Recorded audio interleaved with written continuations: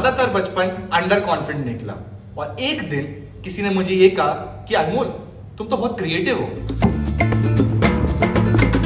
और उस दिन से मैंने रिसर्च शुरू की एक आर्टिस्ट के बारे में कि आर्टिस्ट होता क्या है, एक आर्टिस्ट के एट्रीब्यूट्स क्या होते हैं। क्यों? क्योंकि मुझे नहीं लगता था कि मैं हूं और जिस इंसान ने मुझे कहा है वो शायद गलत है। मैं सिर्फ ये चाहता था कि उसके एट्रीब्यूट्स अपना के एक शो ऑफ, एक पर्सनालिटी क्रिएट कर पाऊं मैं अपनी जिंदगी में, ताकि मैं दूसरों को पोर्ट्रे कर पाऊं, उनकी अटेंशन ग्रैब कर पाऊं। ये कोई आर्टिस्ट बनने की जर्नी नहीं थी, ये किसी के अटेंशन लेने की जर्नी शुरू हुई थी। मैंने पता किया यहाँ पे मनाहा करके एक जगह है जहाँ पे चल जाएंगे।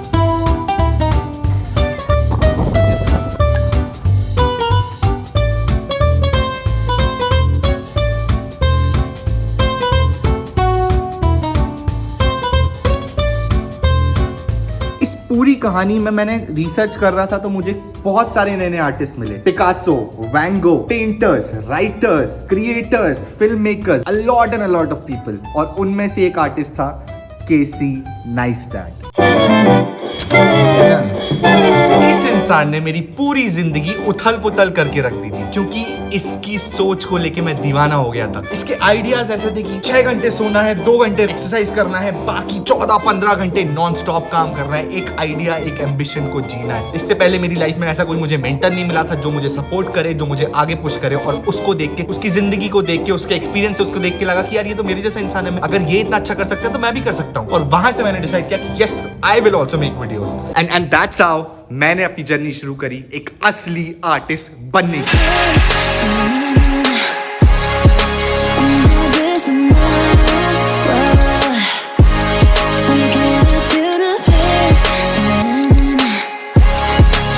कोई भी आर्टिस्ट एक अपनी जर्नी शुरू करता है तो फ्यूचर में नहीं देख सकता, क्योंकि उसको नहीं पता कि फ्यूचर उसको क्या दिखाएगा, क्या क्या नए एक्सपीरियंसेस होंगे, क्योंकि वो बिल्कुल अनडिफाइंड है। वहां पे वो कुछ प्लान नहीं कर सकता, लेकिन वो अपने पास्ट में लुक बैक करता है और वहां पे देखता है कि वहां पे मेरे ऐसे कौन से एक्सपीरियंसेस थे जिसको मैं अपनी आर्ट में कन्वर्ट कर पाऊं। और जब मैंने लुक बैक किया तो मुझे यार अपना एक स्पेन का एक मोमेंट याद आया। एक शहर था जहां मुझे लेके गए थे एक विजिट के लिए, जिसका नाम था मलागा।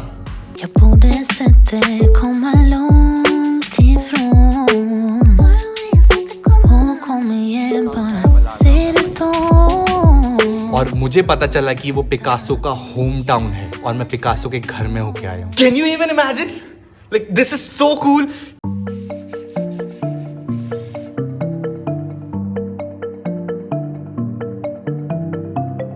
पिकासो जहां बैठ के पेंटिंग करते थे 80s में, जहां पे उनका घर था, जहां पे वो सोते थे, उठते थे, अपना पूरा रूटीन फॉलो करते थे, वहां मैं था, उस शहर में मैं था, उनके घर में मैं था।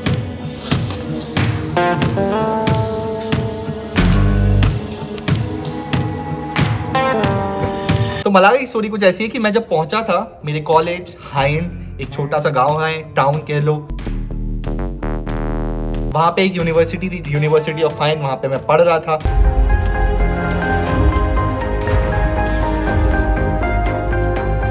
और उसके 10-15 दिन बाद उन्होंने कहा कि हम आपको एक ट्रिप पे भी लेके जाएंगे जहां पे we want you to enjoy and see our heritage and culture in Spain, कि स्पेन किस बारे में। और वहां पे उन्होंने बताया कि हम आपको एक जगह मलागा लेके जाएंगे। कोई रिसर्च कुछ नहीं किया, we just sat in the bus and we decided okay let's go. वहां पहुंचने तक मुझे नहीं पता था कि ये जगह पिकासो का होम टाउन है, यहाँ पिकासो पले बड़े। और वहां पे पहुंचने के बाद जब मैं बस से उतरा तो मुझे किसी ने बताया और ये लोग बात कर रहे थे।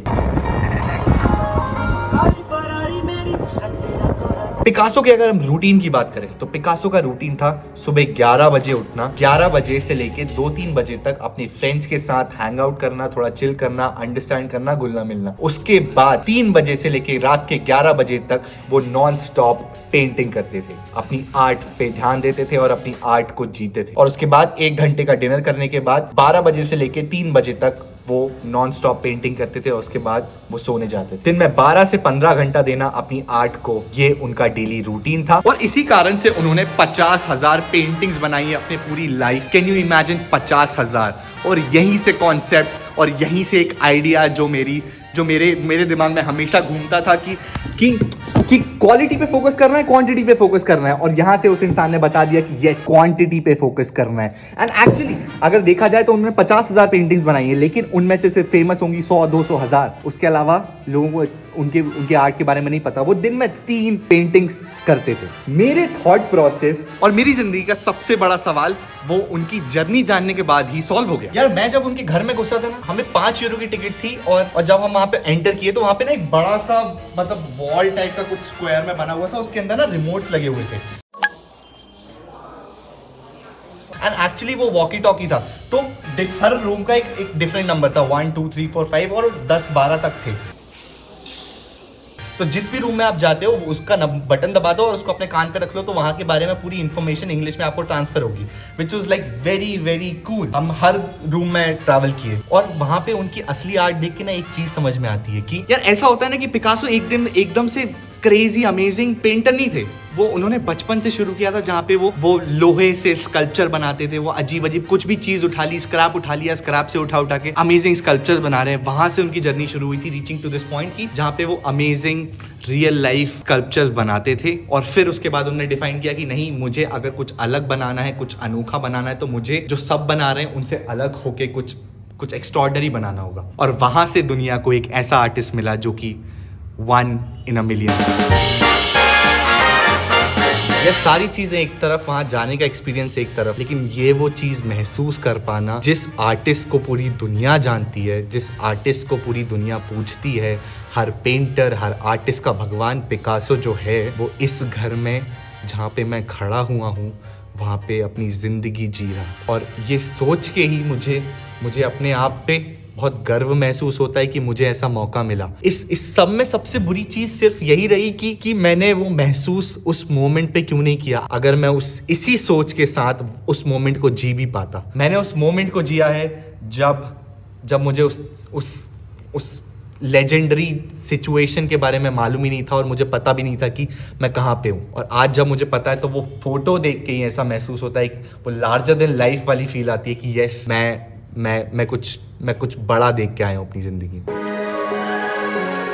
मैं जब वहां से लौट रहा था तो वहां से मैंने एक पेंटिंग ली थी अपनी फ्रेंड के लिए, जो कि 7-7.5 यूरोस की थी। अभी कुछ भी हो, पता है इतने बड़े बड़े आर्टिस्ट की आर्ट आप जब देखते हो ना, तो पहले मुझे लगता था यार कि ये बड़ी बड़ी पेंटिंग्स हैं, लोग यहाँ पे जाते हैं, उनको मिलियंस में खरीदते हैं और इनमें कैसे खो जाते हैं, मतलब ये कैसे होता कैसे। हर आर्टिस्ट अपनी आर्ट में एक व्यूअर को ये मौका देता है, आप अपने हिसाब से इस पिक्चर को या फोटो को या वीडियो को देख पाओ।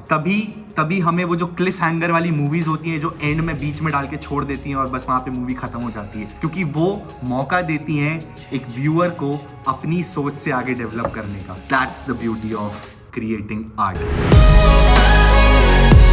आई थिंक मुझे ऐसा लगता है बीइंग एन आर्टिस्ट, एक आर्टिस्ट होना, अब दुनिया को थोड़ा 1% या 0.00001% अच्छा करने की कोशिश करते हो। हर आर्टिस्ट की यही एक शायद रिस्पॉन्सिबिलिटी होती है जो हमें पता नहीं होती, लेकिन somewhere back of our mind हम लोग कोशिश करते हैं। That's amazing. मैंने किसी एंड्रयू गारफील्ड के इंटरव्यू में सुना था, उसकी मॉम के बारे में वो बता रहा था और वहाँ पे उसने ऐसा कुछ कहा था कि हर आर्टिस्ट की एक रिस्पॉन्सिबिलिटी होती है कि वो दुनिया को थोड़ा अच्छा बना के चले जा पाएँ, और वो ऐसा चाहते भी नहीं है, लेकिन उनकी आर्ट के थ्रू वो डिलीवर कर देते हैं। जब मैंने सुना तो मैंने कहा ये तो मैं रख लूँगा।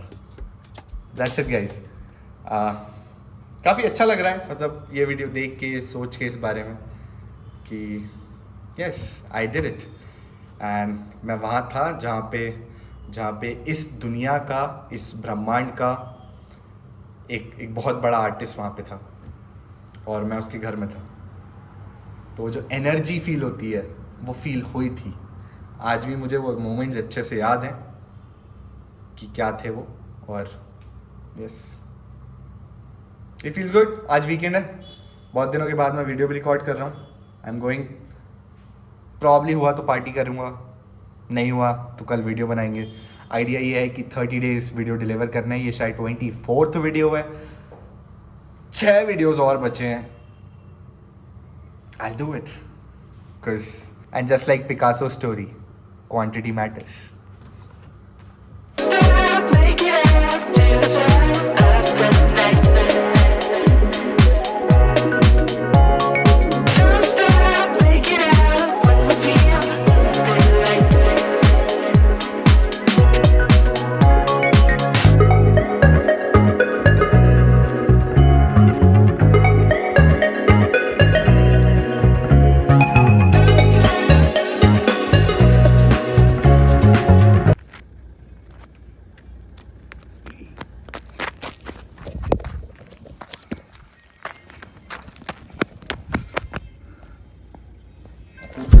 है।